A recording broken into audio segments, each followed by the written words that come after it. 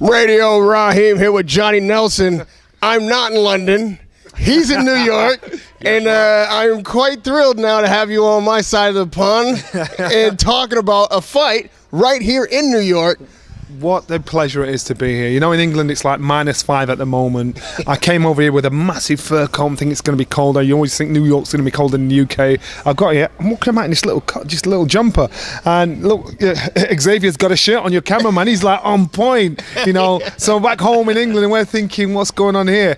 To come to New York, I think for this fight, without a doubt, I think this fight is probably one of the most important heavyweight fights at the moment.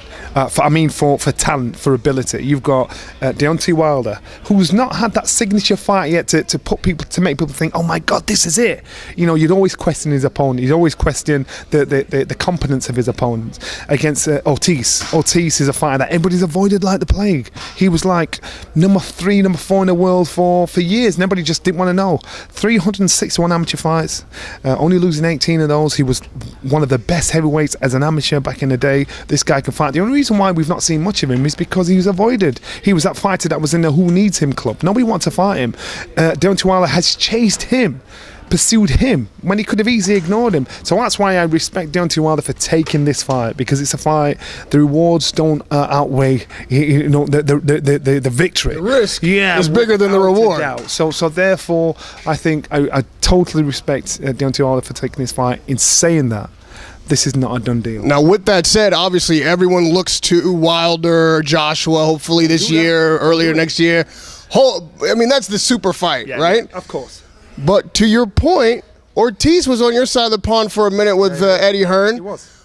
Why is Wilder willing to take this fight and Joshua wasn't? Right, okay, so you look at Ortiz's last 2 fights, what he had over that, with Eddie Hearn, and they didn't look that impressive because the level of opponent, so he did enough to win. That's it. So you thought, is that it? And so a lot of people were kind of not impressed. Thinking, is that it? Is that all the noise about this guy? Don't be fooled by that. If you get him an opponent and you don't think he's anything special, you're going to win. You win with ease. Now the word is Ortiz is old. He's not got this standing. But I think he is the most dangerous opponent Deontay Wilder will have boxed to date. That's including boxing for the world title. So for me, this is a tough fight. Do not be surprised if Ortiz pulls this win off. Do not criticise Wilder if he gets rid of Ortiz, because this is a tough, dangerous fight.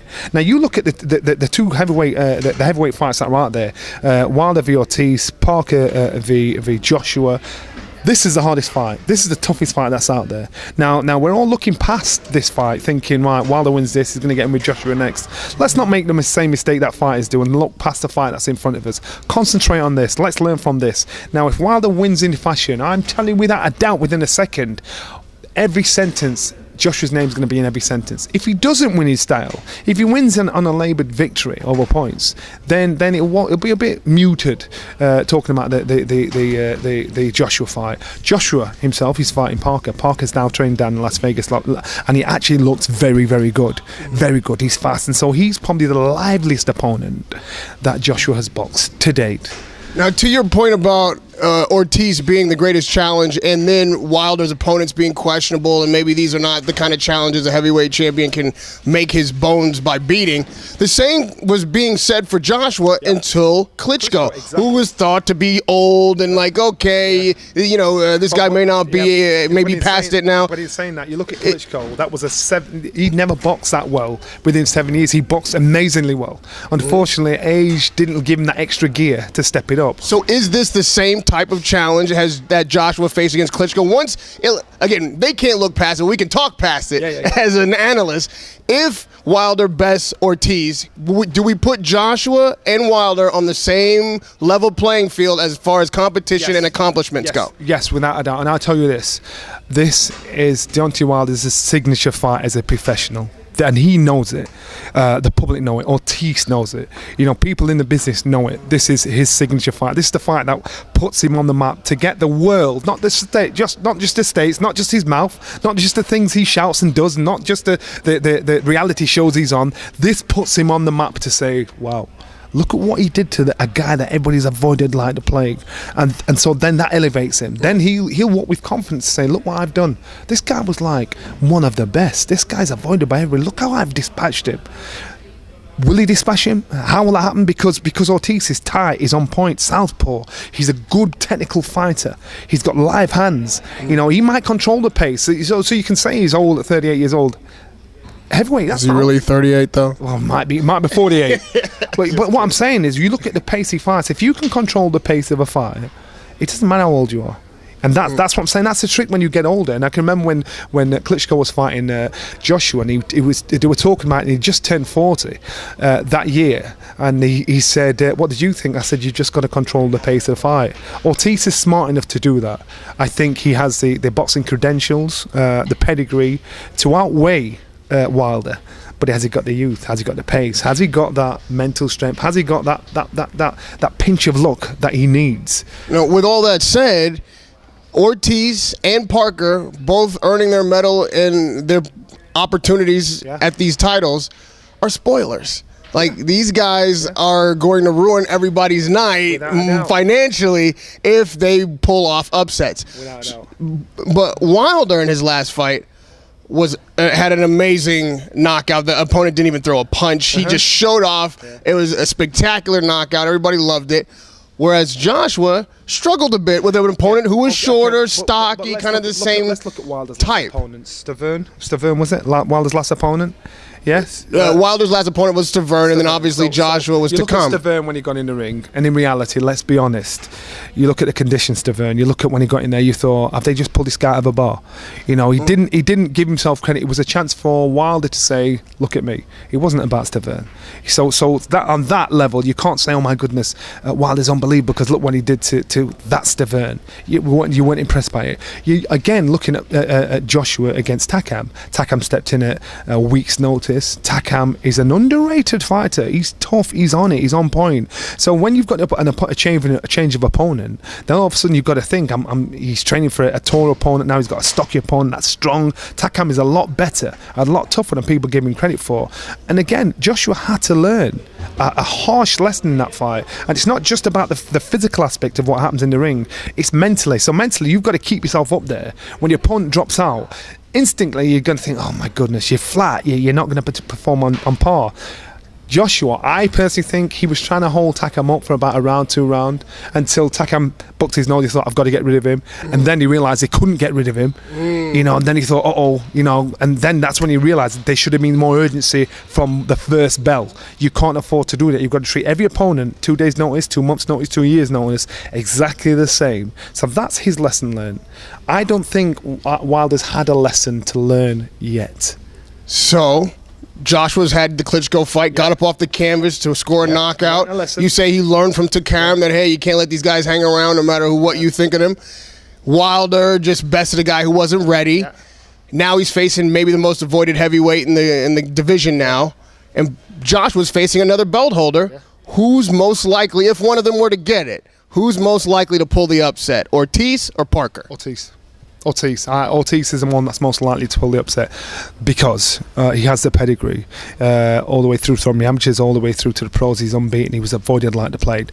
You look at Parker. Parker's not a big heavyweight. I was stood next to Parker. I'm thinking, you know, as a cruiserweight, what you would do is you'd get in with certain heavyweights where if you had height on them, you'll be able to move, use your speed in and out, use fitness. Parker looks like one of those kind of fighters. You wouldn't, as a cruiserweight, you wouldn't get in with a Wilder. You wouldn't get in with an Anthony Joshua, because you're giving far too much away. Strength, height, reach, everything away. So you think you wouldn't do it. You look at Parker and you think, nah, I don't look at you and think, oh my goodness, you look awesome. You look unbelievable, unbeatable. So I think the toughest fight of the two, without a doubt, is Wilder v Ortiz. That is the toughest. That is the banana skin. But I'm not saying ignore the Parker Joshua fight, because again, that could be a banana skin as well. Because remember, you've got 4 unbeaten heavyweights fighting each other inside 1 month. You know, and on a quest to unify all the belts. To me, that is history itself. That is something that hasn't happened. That's something that doesn't happen. It's something that I hope. The only thing that doesn't put that off track is the politics of our game, where the fighters won it, but the politics unfortunately mess it up. Now, there's an outlier to that foursome. One guy who doesn't own a belt, but lays best claim to all of them by saying, I'm the only one who's never been beaten from my belt. And obviously we're talking about Tyson Fury, who's making noise, as he always does on the internet, but now he's looking a little bit more fit. He's seeming serious. That's easy. How does this joker fix in the deck? I wouldn't call him a joker, but you've got to. I don't mean a joker as in like, I mean like he's a wild card in the deck. He's a wild card, and on form Tyson Fury is probably the dangerous out of a lot of them, most dangerous out of a lot of them. Why? Because he thinks he's unpredictable in how he thinks, he's unpredictable in how he fights. The problem is, we want to see what kind of fight he's got left, and we won't know that until he gets in the ring again. We won't know what his desire's like. We won't know what that time off has done for him. We won't know if his motivation to fight again is the same as what it was for when he boxed Klitschko in the first place, and he never trained that hard. So we can't discuss Tyson Fury until he gets in the ring again, and then we can say, you know what, watch out for that guy. So let's forget about yesteryear. Yeah. You know, we've got to see what Tyson Fury turns up for his next fight, and then we can make an assessment of how dangerous he is to the famous four right now. And that's what's most important. You know, Eddie Hearn made an interesting comment just last week that he felt like Fury and Saunders should be with him so they can make all these fights. I mean, listen, Eddie Hearn's a very good promoter, so I'm quite sure he can make gold out of almost anything. But I also think it's probably tongue-in-cheek, because that's to wind up other promoters as well. So Eddie's no fool. He knows how to set the cat amongst the pigeons, and this is one of those lines. He's done it with Wilder, getting to the people that were involved here. He was like basically saying, you needed a promoter, why don't you come and give me a call? Yeah. That was only to get a Lou DiBello, to wind Lou DiBello. Yeah, of course it was. And Lou bites. Well, he bites too easy. If he were able to get Saunders, he could get inside that middleweight conversation, which just had a huge announcement only a couple of days ago. Obviously, I'm talking about Canelo and Triple G. I'm surprised. I'm surprised. You didn't think it was going to happen? No, I didn't. I didn't. And before the fight, I said Canelo pulls the fight off. Watching the fight, I said Canelo will never beat Triple G, and I think Canelo realised that after 6-7 rounds. He did everything. He boxed brilliantly, he boxed fast, he was sharp, he got solid shots in. Triple G just walked straight through him. He was like it was nothing. So how can Canelo improve on that? I can't see what else he can do. I can't see how he can improve on that. So I thought that fight ain't gonna happen again. That's what I thought, because you could see his body language, you could see in his face thinking, what the hell can I do to get rid of this guy? I'm surprised it's happening again, but if it does happen again, I put my house on. This doesn't go the distance, and I put my house on that Golovkin beats him.